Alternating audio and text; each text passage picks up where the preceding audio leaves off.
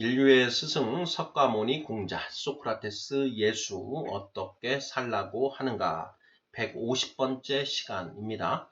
모든 싸움의 원인이라는 소제목 하에 모두 5개의 질문으로 구성되어 있습니다. 질문을 먼저 읽어보겠습니다. 1번 부부싸움은 옳고 그름에 대한 결론이 서로 다를 때 일어납니다. 이것 외에 다른 이유로 싸우는 경우가 있을까요? 없을까요? 있다면 그 예를 들어주세요. 2번 세상의 모든 분쟁 또한 역시 옳고 그름에 대한 결론이 서로 다를 때 발생합니다. 그렇지 않은 경우가 있을까요? 없을까요? 있다면 그 예를 들어주세요. 3번 흔히 욕심이 분쟁의 원인이라고 생각하지만 욕심만으로는 싸움이 일어나지 않습니다. 상대방이 나보다 더 많이 가지고 있는 상태가 부당하다고 생각할 때 분쟁이 발생합니다. 정말 그런가요? 4번 선호하는 것이나 취향이 다른 것만으로도 분쟁이 발생하지 않습니다. 선호하는 것이나 취향의 차이가 언제 싸움으로 발전하나요? 5번 이처럼 세상의 모든 분쟁은 옳고 그름에 관한 서로의 기준이 다르기 때문에 발생합니다. 그러면 세상의 모든 분쟁을 없애려면 어떻게 하면 될까요? 이렇게 해서 모두 5개의 질문입니다. 지난 시간까지 해서 우리가 이제 십자가의 도 1, 2, 3에 대해서 우리가 살펴보았습니다. 이 십자가의 도를 이제 우리가 살펴보면서 십자가의 도가 무엇인지 이제 그 전체적인 내용을 살펴보았는데요. 인간은 원죄로 인하여 사람과 사람이 분리가 되었고 그 사이에 담이 가로막혀 있다라고 했습니다. 그래서 너와 내가 원수가 되어 있는 그런 상태. 또한 나아가서 하나님과 우리 인류 전체가 이 원죄로 인하여 인간은 더 이상 하나님을 찾지 않고 내가 내 인생의 주인, 왕이 되어 살아가려고 하고 있다. 이런 이유로 하나님과 분리되어 있다. 그래서 십자가의 위쪽과 아래쪽으로 하나님과 인간은 완전히 분리되어 있고 그 가운데에 벽이 있다라고 했습니다. 이러한 상태에 예수 그리스도께서 십자가에 매달리셨다. 그래서 그 예수님의 몸을 통해서 너와 내가 하나로 연결이 되고 또 인류와 하나님이 하나로 연결이 되었다. 이것이 바로 십자가의 도다라고 했습니다. 어떻게 예수 그리스도가 너와 나를 연결해주고 하나님과 인류를 화목하게 하는가? 원리는 예수님이 하나님의 말씀이다라는 것. 이것을 이제 알면 이 문제가 쉽게 해결된다라고 했습니다. 너와 나가 각자 자기 기준과 가치관을 자기 생각과 가치관을 기준으로 옳고 그름을 판단하게 되는데 그런 각자의 기준을 버리고 하나님의 말씀을 기준으로 통일이 되어 버리면 너와 나가 하나가 되는 것이고 그리고 또 하나님과도 하나님의 말씀으로 이제 말씀에 따르기 때문에 하나님과의 원수 상태가 해소가 되는 것이다. 이것이 성경이 말하고 있는 십자가의 도의 원리다라는 것 여기까지 이제 살펴보았습니다. 오늘은 모든 싸움의 원인에 대해서 살펴보고자 합니다. 1번부터 답을 찾아가 보도록 하겠습니다. 1번. 부부싸움은 옳고 그름에 대한 결론이 서로 다를 때 일어납니다. 이것 외에 다른 이유로 싸우는 경우가 있을까요? 없을까요? 있다면 그 예를 들어주세요. 부부가 이제 결혼을 해서 부부가 되지요. 결혼할 때만 해도 서로 죽고 못 삽니다. 상대방이 없으면 이 세상에서의 나의 삶은 의미가 없을 것 같다. 정말 이제 좋아 죽지요. 자, 그리고 상대방이 이뻐 보이기만 합니다. 예, 미운 구석은 보이지도 않고 눈에 콩꺼풀이 씌어가지고 좋기만 한 것이지요. 자, 그런데 자, 그렇게 좋은 것도 잠깐이고 어느새 이제 티격태격 싸우기 시작하지요. 예, 뭐 크고 작은 그런 충돌이 일어납니다. 자, 그러한 충돌들이 왜 일어나는가 하는 것인데요. 그 원인을 알아야만 자, 그 백년회로를 할 수가 있습니다.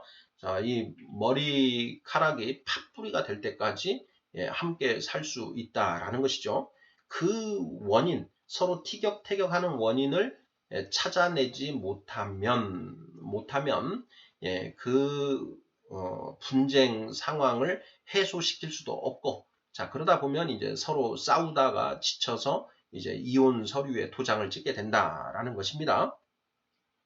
자, 그래서 우리는 부부싸움이 왜 일어나는가 하는 것을 우리가 잘 면밀히 관찰을 해서 그 해결 방법을 찾아야만 한다라는 것이죠.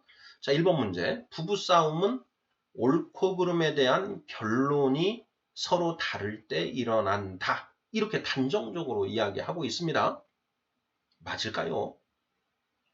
그래서 자, 이것 외에 다른 이유로 싸우는 경우가 있다면 그 예를 들어 주십시오 하고 지금 이제 그 문제를 제시한 것입니다.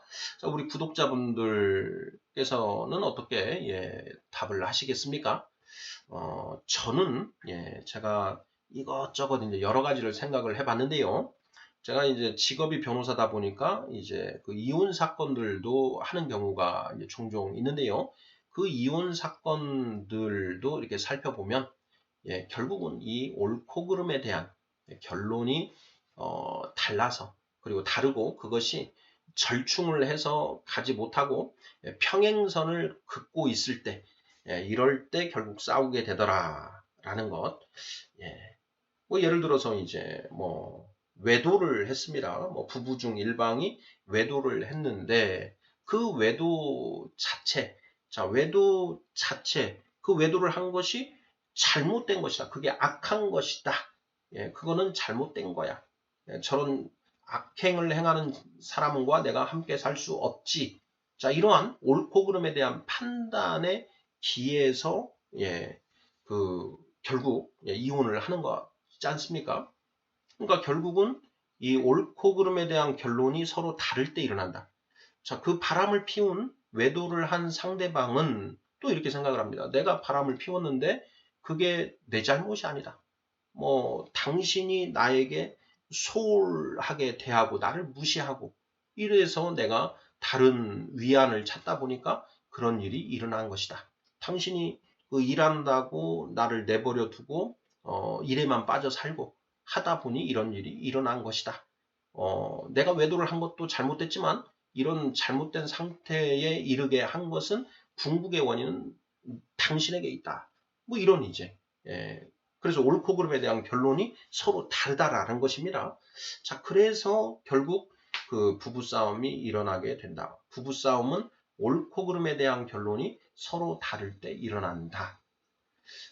부부는 그 동일한 그 공동체, 시간과 공간 속에 이렇게 있기 때문에 같은 사건을 이제 같이 경험하게 되는데요. 어떤 사건에 대한 그 옳고 그름에 대한 평가, 결론이 서로 같을 때에는 서로 정말 이렇게 내가 이러니 이 사람하고 이렇게 결혼해서 함께 살지 하면서 서로 좋아합니다. 자, 그런데 그 결론이 서로 다를 때 이게 뭐지? 하면서 서로에 대해서 서로의 의견을 이렇게 이야기도 해보고 그러는데 자, 그 이야기 끝에 접점을 찾으면 좋죠. 그런데 접점을 찾지 못하는 경우가 종종 있습니다. 자, 어떤 사안에 대해서, 어떤 사건에 대해서 서로 완전히 다른 결론에 도달하는 경우가 분명히 있고, 그러한 경우에 그 결론은 쉽게 변하지 않더라. 그런 일들이 이제 반복해서 나타나다 보면 이제 상대방 대해서 그 불만을 가지게 되고 또 그것이 나를 무시하는 것이 아닌가 하는 그런 그 자존심의 상처를 입고 자괴감에 빠지기도 하고 그것이 이제 분노로 촉발됩니다. 그러다 보니 서로 이제 싸우는 것이죠. 저 인간은 저게 안 돼. 왜 도대체 저러는지 모르겠어? 저게 사람이 할 짓이야? 정상적인 상식을 가진 사람이라면 도저히 저렇게 생각할 수가 없는 것인데 왜 저 사람은 저렇게 생각하는 것일까? 이런 식의 이제 양상들이 빚어진다라는 것입니다. 자, 부부싸움은 옳고 그름에 대한 결론이 서로 다를 때 일어납니다. 이것 외에 다른 이유로 싸우는 경우가 있을까요? 없을까요? 자, 있다면 그 예를 들어주세요. 자, 저는 없다고 이렇게 생각을 하는데 혹시 우리 구독자분들께서 그 예가 다른 예가 있다면 댓글로 달아주시면 살펴보도록 하겠습니다. 자, 2번 문제입니다. 자, 세상의 모든 분쟁 또한 역시 옳고 그름에 대한 결론이 서로 다를 때 발생합니다. 자, 그렇지 않은 경우가 있을까요? 없을까요? 자, 있다면 그 예를 들어주세요. 저는 없다고 생각합니다. 자, 모든 분쟁의 원인은 결국은 옳고 그름에 대한 결론이 다르기 때문에 일어난다. 최근에 이제 러시아가 우크라이나를 침공할 것이다. 이런 이제 것으로 지금 세계가 긴장을 하고 있는데요. 자, 러시아는 우크라이나가 잘못된 행위를 하고 있다. 이렇게 생각을 하고 그 우크라이나를 침공해서 버르장머리를 고쳐주는 게 정의를 실현하는 것이다. 뭐 이런 이제 판단을 하는 것이고요. 자, 세계의 다른 이제 그 나라들은 러시아가 우크라이나를 어떤 이유에서든지 침공하는 것은 옳지 않다. 이런 이제 결론을 가지고 있는 것 아니겠습니까? 그러니까 결국은 옳고 그름에 대한 결론이 서로 다르다. 거기에서 이제 전쟁까지도 발생할 수 있다. 이런 것입니다. 세상의 모든 분쟁은 결국 옳고 그름에 대한 결론이 서로 다를 때 일어난다라는 것이죠. 자, 만약 그렇지 않은 경우가 있다라면 역시 댓글로 남겨주시면 면밀히 살펴보도록 하겠습니다. 자, 3번 문제입니다. 흔히 욕심이 분쟁의 원인이라고 생각하지만 욕심만으로는 싸움이 일어나지 않습니다. 상대방이 나보다 더 많이 가지고 있는 상태가 부당하다고 생각할 때 분쟁이 발생합니다. 정말 그런가요? 정말 그렇지요. 수많은 민사 사건들 결국은 다 돈 내놔라 하는 이제 그런 것들이 굉장히 많은데요. 그렇게 돈을 청구할 때는 이 돈은 당신이 가지고 있을 돈이 아니고 나에게 오는 것이 옳다라는 걸 전제로 하는 것이죠. 자, 상속을 둘러싼 분쟁도 많이 있습니다. 아니, 왜 아버지 재산을, 형이 더 많이 가지는 겁니까? 그 형은 그 아버지가 생존해 계실 때 그 아버지한테 이것저것 많이 돈을 갖다가 썼는데, 그거 외에도 이렇게 우리랑 똑같이 나눠 가지는 것은 이건 부당하지 않습니까? 이런 거에서 이제 뭐 유류분 반환 청구 소송이나 상속재산 분할 청구 소송 이런 것들이 생기지 않습니까? 뭐 돈 빌려가고 왜 안 갚느냐? 갚지 않는 것이 잘못된 거다. 자, 그런 판단, 옳고 그름에 대한 판단의 기초에서 그러한 분쟁들이 발생하는 것이다. 자명하지 않은가 싶습니다. 자, 욕심이 분쟁의 원인이다.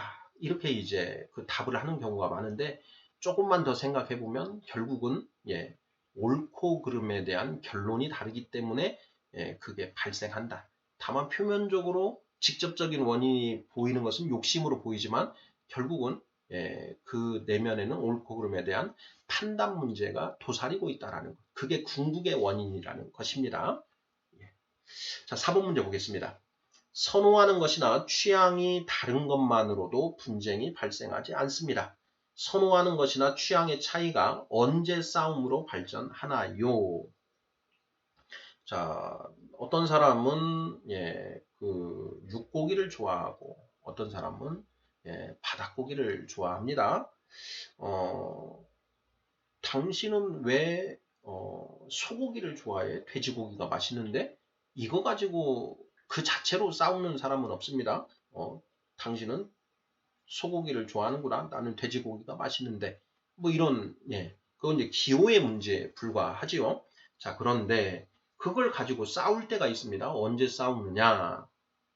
당신이 소고기를 좋아한다고 매번 소고기만 먹느냐? 예. 한 번 정도는 나도 생각을 해서 당신이 안 좋아하지만 돼지고기도 먹을 수 있는 것 아니냐? 예. 당신이 나를 배려하지 않는 것은 잘못된 것이다. 악한 것이다. 이렇게 될 때 비로소 분쟁이 된다라는 것입니다. 제가 예전에 들었던 우스갯소리 중에 하나가, 자, 어떤 회사의 대표이사님이 그 직원들과 회식을 할 때면 항상 그 제주도에서 올라오는 그 신선한 고등어회, 뭐 이런 그 고등어회 뭐 이런 걸 이제 그 선호를 했다라고 합니다. 그래서 회식을 할 때마다 매번 이제 그런 음식점 이제 그 비행기로 공수를 해와야 되니까 상당히 비싼 그런 회식 자리인 것이죠. 대표이사는 이제 직원들을 배려하는 의미에서 그렇게 했는데, 이제 직원들은 이런 얘기를 합니다. 우리가 펭귄이냐? 왜 맨날 저렇게 고등어회 이런 것만 사주시나? 이렇게 하고 이제 불평을 한다. 뭐 이런 얘기를 우스갯소리로 들은 적이 있는데요. 자, 어떤 선호하는 것, 기호, 취향, 이것이 다르다라는 것만으로는 분쟁이 되지 않습니다. 다만 그것이 옳고 그름의 문제로 결부가 될 때, 선악의 문제로, 판단의 문제로 이제 결부가 될 때, 비화될 때, 이제 분쟁이 발생하게 된다라는 것이죠. 4번 문제, 선호하는 것이나 취향이 다른 것만으로도 분쟁이 발생하지 않습니다. 선호하는 것이나 취향의 차이가 언제 싸움으로 발전하나요? 정답은 자, 그것을 옳고 그름의 문제로 왜곡할 때 분쟁이 발생하게 된다라는 것이죠. 예. 자, 5번 문제 보겠습니다. 자, 이처럼 세상의 모든 분쟁은 옳고 그름에 관한 서로의 기준이 다르기 때문에 발생합니다. 자, 그러면 세상의 모든 분쟁을 없애려면 어떻게 하면 될까요? 하는 질문입니다. 문제 속에 답이 있지요. 자, 세상의 모든 분쟁은 옳고 그름에 관한 서로의 기준이 다르기 때문에 발생한다. 자, 그러면 세상의 모든 분쟁을 없애려면 어떻게 하면 되는가? 옳고 그름에 관한 기준을 동일하게 하면 된다라는 것이죠. 동일하게 하면 된다. 옳고 그름에 관한 기준을 동일하게 만들면 된다. 사실 이것에 대한 세상의 모든 분쟁을 없애는 방법, 첫 번째는요, 옳고 그름에 관한 그 완전한 기준을 우리 인간들이 모두 가지게 되면 분쟁이 있을 수가 없다. 옳고 그름에 대한 완전한 통일된 기준을 가지게 되면 분쟁이 있을 이유가 없죠. 왜냐? 방금 우리가 1, 2, 3, 4번 문제에서 모든 분쟁은 옳고 그름에 대한 결론이 다를 때 발생한다라고 했으니 옳고 그름에 대한 결론이 모두 같아진다면, 결론이 같아지려면 기준이 동일하면 되지 않습니까? 옳고 그름에 관한 기준이 동일하게 된다면 분쟁이 발생할 이유가 없게 된다. 이것이 이제 하나의 자명한 방법이고요. 자, 두 번째는 무엇이냐? 그 옳고 그름을 절대적으로 판정해 줄 절대적인 존재가 있어서 그 존재가 옳고 그름을 판정해주고 그의 판정에 누구나 다 따른다, 복종한다라고 할 때 또 역시 분쟁이 없어질 수 있습니다. 자, 그 두 가지 방법 중에 어떤 방법을 취할 것이냐 하는 것, 이것이 어떻게 보면 우리 인류의 역사 속에서 이러한 분쟁을 없애고 분쟁을 해결하는 그런 방책으로서 등장한 것들이다. 이런 생각을 해볼 수가 있습니다. 자, 먼저 우리가 이제 대한민국에 살고 있는데 대한민국의 법이라는 걸 생각해 볼 수 있습니다. 자, 법치주의라고 이야기를 하죠. 법치주의. 법법자 다스릴 치자입니다. 법치주의라는 것은 법으로 다스린다라는 것이죠. 자, 인간의 한 사람의 자기 마음대로 다스리는 것이 아니라 법을 만들어 두고 그 법으로 나라를 다스리는 것. 이게 법치주의입니다. 법이라는 건 무엇이냐? 옳고 그름에 관한 기준이지요. 옳고 그름에 대한 기준. 자, 문제는 그 법이 완전하지 못하다라는 데 있죠. 자, 법이 세상의 모든 현상들을 법으로 그 기준을 정해놓을 수가 없다. 그것이 인간의 한계다. 물론 계속해서 이 대한민국 건국 이후로 지금까지 정말 뭐 수십만 개의 그런 그 법규들이 만들어져 왔습니다. 자, 그것들이 이제 누적이 되어서 이제 웬만한 그런 현상들에 대한 옳고 그름에 대한 기준은 만들어져 있다. 자, 그래서 그러한 문제들에 대해서는 법에 의해서 해결이 된다라는 것이죠. 자, 그런데 자, 우리의 인간의 삶의 영역 속에는 법이 관여하지 못하는 그런 부분들이 있습니다. 뭐 도덕의 문제, 양심의 문제라고 하는 부분들이 있죠. 자, 이런 부분들까지 법으로 다 정해놓을 수는 없다. 거기에 이제 한계가 있는 것이죠. 그러다 보니 여전히 법치주의가 발전한 그런 나라들에서도 여전히 분쟁이 존재하게 된다라는 것입니다. 자, 그리고 두 번째는 자, 어떤 절대적인 존재, 절대자가 있어서 옳고 그름에 대한 분쟁이 발생했을 때 그 절대자에게 가서 그 옳고 그름에 대한 딱 판단을 받고 거기에 누구나 다 복종하기로 되면 그 마음으로 수긍하고 납득하고 복종할 수 있다면 그 문제 또한 해결이 되는 것이죠. 자, 그런데 자, 그러한 일환에서 이제 그 사법부라는 게 이제 만들어진 것이죠. 법원이 만들어진 것입니다. 자, 법원에 분쟁이 발생했을 때 법원에 가서 누가 옳은 것인지 판단해 주시오 하는 것이 이제 그 법원에 만들어진 그 이제 기원이고 그 역할이라고 할 수 있는데요. 그 법원이 그 바로 그 문제에 대해서 즉자적인 해결을 해주지를 못합니다.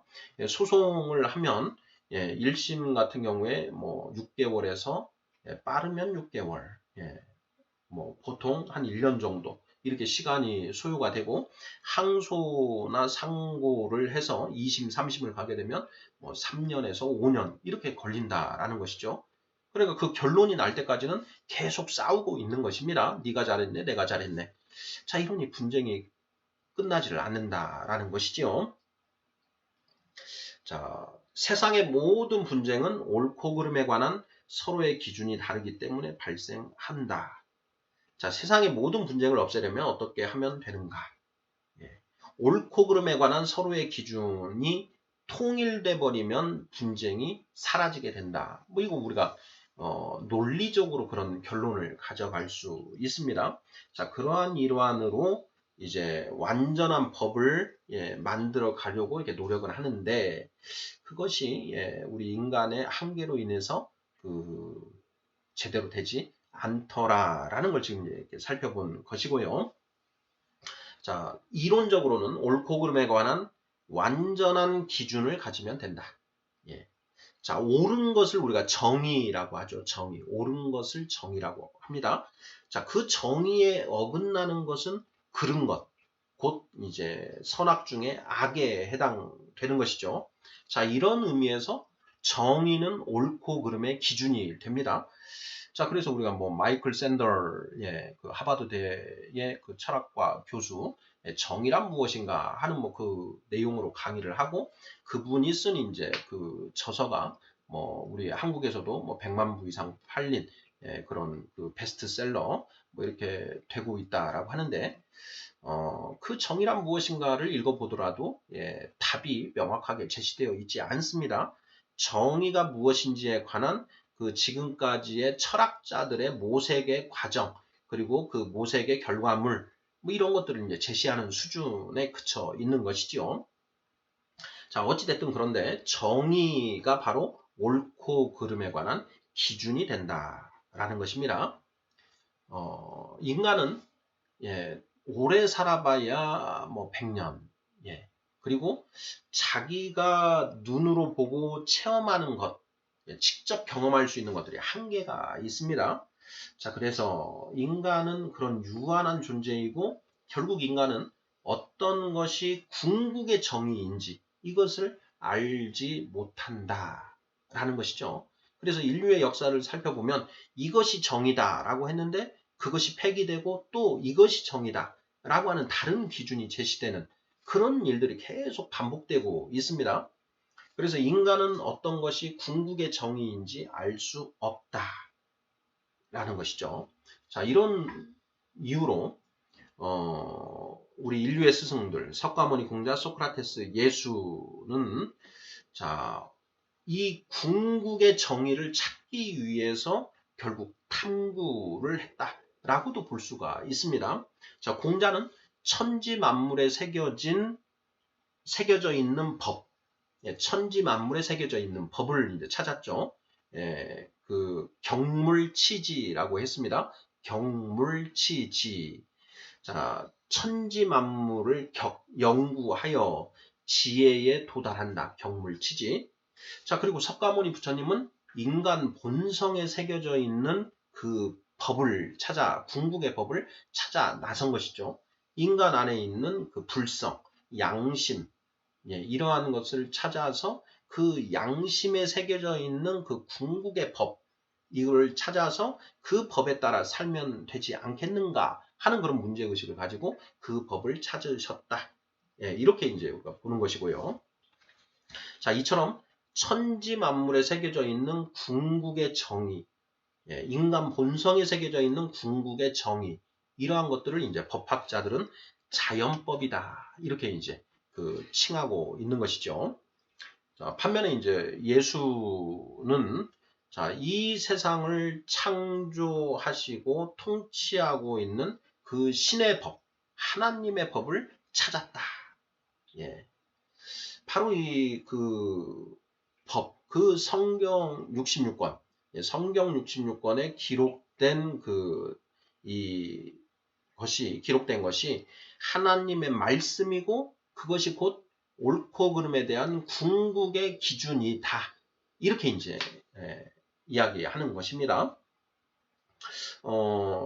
세상의 모든 크리스찬들은 이것을 믿는 거죠. 성경 66권에 기록된 말씀들이 하나님의 말씀이고 그것이 옳고 그름에 대한 궁극의 기준이다. 이렇게 보는 것입니다. 자, 이슬람교에서는 이제 코란에 기록된 말씀들이 곧 법이고 그것이 옳고 그름에 대한 궁극의 기준이다. 이렇게 이제 삼고 가는 거지 않습니까? 자, 예수는 이 세상을 창조하고 통치하고 있는 그 신의 법을 이제 찾았고, 자, 성경에 의하면 자연법, 천지 만물에 새겨져 있는 그 법, 인간 본성에 새겨져 있는 법, 이러한 것들이 곧 하나님의 법, 하나님의 법, 로고스다. 이렇게 이제 이야기를 하는 것이죠. 자, 로마서 1장 20절을 보면 이렇게 되어 있습니다. 자, 창세로부터 그의 보이지 아니하는 것들, 곧 그의 영원하신 능력과 신성이 그가 만드신 만물에 분명히 보여 알려졌나니 그러므로 그들이 핑계하지 못할지니라 이렇게 되어 있습니다. 천지 만물 속에 하나님의 법이 아로 새겨져 있다. 그러므로 누구도 나는 하나님의 법을 몰랐다라고 핑계할 수 없다라는 이제 그런 뜻인데요. 천지 만물에 새겨진 하나님의 법을 찾아 나서신 분이 바로 공자님이시다라는 거고요. 자, 로마서 2장 14, 15절을 보면은요. 자, 율법 없는 이방인이 본성으로 율법의 일을 행할 때에는 이 사람은 율법이 없어도 자기가 자기에게 율법이 된다. 자, 이런 사람들은 그 양심이 증거가 되어 그 생각들이, 양심의 생각들이 서로 혹은 고발하며 혹은 변명하여 그 마음에 새긴 율법의 행위를 나타내느니라. 이렇게 되어 있습니다. 자, 이것이 바로 인간 본성에 새겨져 있는 하나님의 법이다. 이렇게 이제 그 성경 해석 신학자들은 해석을 하고 있습니다. 이 로마서 1장 20절이 천지만물에 새겨진 천지만물에 새겨진 하나님의 법. 그리고 로마서 2장 14, 15절은 인간 본성에 새겨진 하나님의 법. 석가모니 부처님이 바로 인간 본성에 새겨진 하나님의 법을 찾아 들어갔다라는 것이죠. 소크라테스는 그 두 가지를 모두 다 같이 본 거죠. 천지만물에 새겨진 하나님의 법과 인간 본성에 새겨진 하나님의 법을 모두 한꺼번에 같이 고찰을 해 들어간 것이죠. 성경학자들은 이렇게 얘기를 합니다. 이 천지를 창조하신 분이 인간도 창조하셨다. 그러니 자, 천지 만물에 새겨져 있는 하나님의 법이나 인간 본성에 새겨져 있는 하나님의 법이나 그 답은 결국 같게 되어 있다. 그래서 소크라테스가 찾은 법이나 석가모니가 찾은 법이나 공자가 찾은 그 법이나 궁극의 법이나 결국은 같다. 이게 정의라고 했는데 그 정의가 결국 같다. 이렇게 이제 보는 것이고요. 자, 그리고 그 내용들이 결국 하나님이 새겨두신 것이기 때문에 성경의 내용과 일치할 수밖에 없다. 이렇게 이제 그 크리스찬들은 이야기를 합니다. 자, 골로새서 2장 8절에 보면 이런 내용이 쓰여져 있습니다. 자, 누가 철학과 헛된 속임수로 너희를 사로잡을까 주의하라. 이것은 사람의 전통과 세상의 초등학문을 따름이요 그리스도를 따름이 아니니라. 이렇게 되어 있습니다. 자, 세상에 수많은 철학과 수많은 가르침들이 있는데 우리가 예전에 개똥 철학이라는 것도 이제 한번 나누어 봤습니다. 자, 그런 개똥 철학과 수많은 철학들이 있는데 자, 그러한 것들은 사람의 전통을 따른 것이고 세상의 초등학문에 불과하다. 성경에 기록된 성경 66권에 기록된 그 하나님의 말씀에 비추어 보면 그거는 극히 초보적인 것이다. 뭐 이런 맥락의 그런 말씀입니다. 자, 사도행전 17장 24절에서 28절에는 이런 말이 이제 쓰여져 있는데요. 사도 바울이라는 사람이 그 아테네에 있는 그 스토아 철학자들, 에피쿠로스 학파, 그 철학자들 앞에서 한 이야기가 이제 성경에 기록되어 있습니다. 읽어보겠습니다. 우주와 그 가운데 있는 만물을 지으신 하나님께서는 천지의 주제이시니, 천지를 다스리는 분이시니, 손으로 지은 그 전에 계시지 아니하시고, 손으로 지은 성전, 또는 어떤 신전에 계시지 아니하시고, 또 무엇이 부족한 것처럼 사람의 손으로 섬김을 받으시는 것이 아니다. 자, 그분은 만민에게 생명과 호흡과 만물을 친히 주시는 분이시다. 자, 인류의 모든 족속을 한 혈통으로 만드사 온 땅에 살게 하시고 그들의 연대를 정하시며 거주의 경계를 한정하셨으니 이는 사람으로 하여금 혹 하나님을 더듬어 찾아 발견하게 하려 하심이다. 그는 우리 각 사람에게서 멀리 계시지 아니하다. 우리가 그를 힘입어 살며 기동하며 존재하는 것이다.